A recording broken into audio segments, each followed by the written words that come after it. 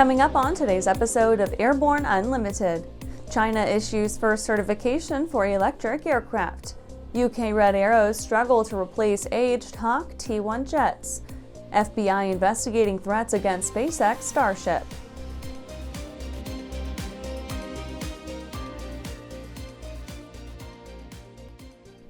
Welcome to Airborne Unlimited. I'm your host, Holland Lee. Let's get into today's stories. China issues first certification for electric aircraft. The Civil Aviation Administration of China announced the issuance of the world's first Part 23 type certification for an electric aircraft to Liaoning General Aviation Academy's RX-4E.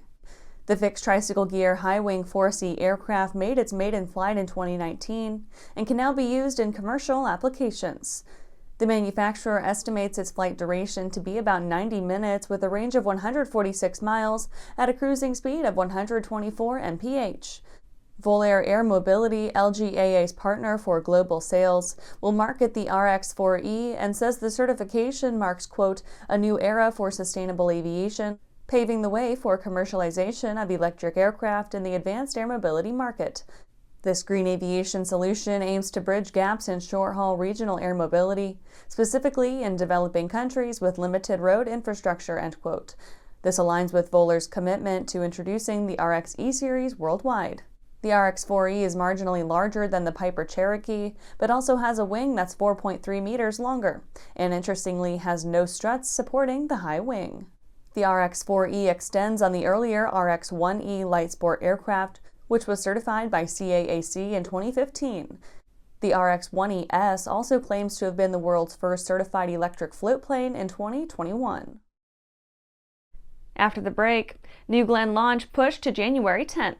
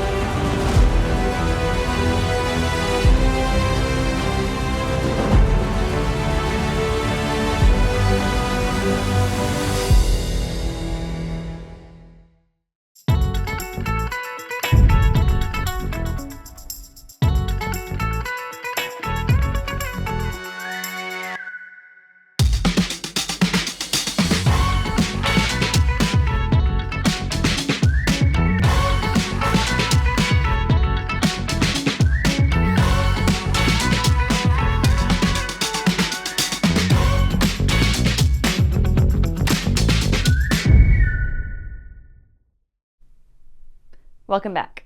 Now let's take a trip around the patch for some shorter stories. New Glenn launch pushed to January 10th. Blue Origin postponed the maiden launch of its New Glenn booster rocket to no earlier than 1 a.m. Friday, January 10th. But given that New Glenn is a brand new launch vehicle and Blue Origin wants to be certain all is in perfect order, that may also slip. The 320-foot-tall heavy-lift vehicle will lift off from Complex 36 at Cape Canaveral Space Force Station when weather and other conditions are deemed favorable. Law enforcement helicopter assists in high-profile arrest. A Polk County Sheriff's Office helicopter pilot recently assisted in the arrest of a high-profile Central Florida criminal. At around 1:43 p.m. on December 17th, PCSO helicopter pilot Armin was flying over Rifle Range Road and Bomber Road in Juanita. He noticed a motorcyclist violating traffic laws and immediately radioed to ground patrol units, directing them to the offender's location. West Virginia governor grants $2 million to Fairmont University Aviation. Jim Justice, the governor of West Virginia, recently delivered a $2 million grant to the Fairmont State University Aviation Center of Excellence. The funds will be used to expand the program's trainer fleet, update older aircraft, and increase enrollment. The check was presented to students right before the start of the Fairmont State University men's basketball game at the Feaster Center. Apparently, this was enough of a good luck charm to give the team an 82-61 win over their rivals. North Carolina Aviation reports $88 billion in annual impact. North Carolina's recent DOT report revealed aviation's $88 billion annual economic impact. The industry now supports over 427,000 jobs, ranging from agriculture to military in the state. The State of Aviation report was constructed by NC State University's Institute for Transportation Research and Education and was released on January 3rd. The biennial analysis looks at the state's entire aviation system, including 10 commercial airports and 62 GA fields. That's it for today's trip around the patch. Let's get back to the rest of the news. UK Red Arrows struggle to replace aged Hawk T1 jets. The United Kingdom's Red Arrows team could be grounded in coming years if it fails to find and purchase a replacement for its extremely aged Hawk T1 fleet. The jets, which have been in service for nearly half a century, are scheduled to retire in 2030. The Red Arrows currently operate 16 Hawk T1 jets based at RAF Waddington. The youngest aircraft in the fleet is already 43 years old, and the rest is nearing half a century of service. 2 T1s have logged more than 10,000 flight hours, which leaves just over 2,300 hours left until the 12,400-hour design maximum. While finding a replacement for the old machines will still need to be done eventually, the iconic aerobatic demo team could hold off on moving out the existing fleet by putting in some serious preservation work. This means cutting down hardcore aerobatic training and displays to extend the T1's lifespan. Unfortunately for the Red Arrows, there seems to be no other British-made jet up for the job. The best bet for the multi-million-dollar contract is Air Alice, a Bristol-based advanced trainer jet manufacturer. However, the team could instead choose to work with popular foreign manufacturers like Boeing, Leonardo, or Lockheed Martin. After these messages, FBI investigating threats against SpaceX Starship.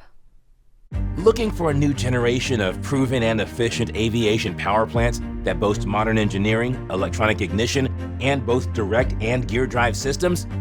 With 100 horsepower to 240 horsepower, the Skyline and Redline engines offer uncommon value in an overpriced industry. Whether you are looking for fixed wing or rotor, MW Fly Americas has been established to service the American market with dedication and expertise. MWFlyAmericas.com. The legendary BD4C program is building an exciting future for those who want a rugged 4-seat family flyer with a proven history. The SureWings program produces a complete kit and builder assist program that gives you everything you need to be flying a BD4CS in record time. For conventional kit builders, BD Aviation has parts, partial kits, and full kits for the 190-mile-per-hour BD4C that has logged thousands of hours. Visit SureWings.com and BDAviation.com for more details. Welcome back.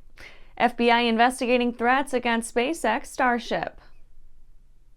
The FBI is looking into threats from several individuals against SpaceX's Starship and its Starbase Boca Chica Beach in Brownsville, Texas. The Bureau said possible bomb threats set to occur on Christmas Eve were mentioned by a witness near the launch site. The FBI said it's working with local law enforcement and other partners to address the threats.